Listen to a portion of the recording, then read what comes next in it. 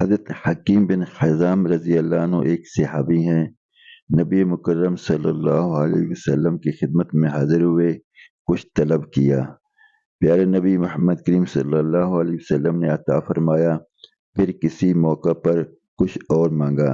نبی مکرم صلی اللہ علیہ وسلم نے پھر مرحمت فرما دیا۔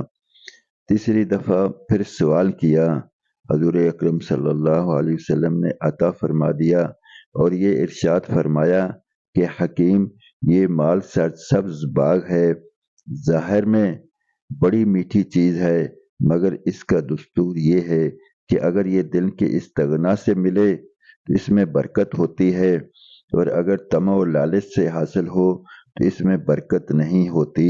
ایسا ہو جاتا ہے جیسے جول بکر کی بیماری ہو کہ ہر وقت کھائے جائے اور پیٹ نہ بھرے۔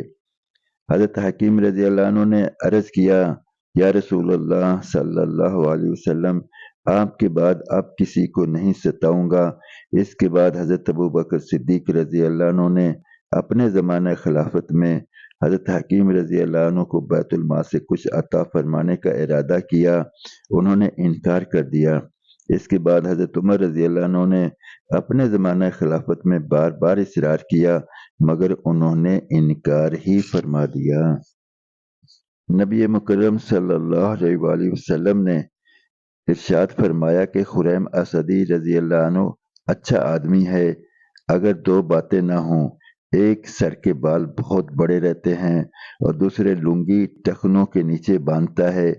ان کو نبی مکرم صلی اللہ علیہ وسلم کا یہ ارشاد پہنچا، فوراً چاقو لے کر بال کانوں کے نیچے سے کاٹ دیے اور لنگی آدھی پنڈلی تک باندھنا شروع کر دی۔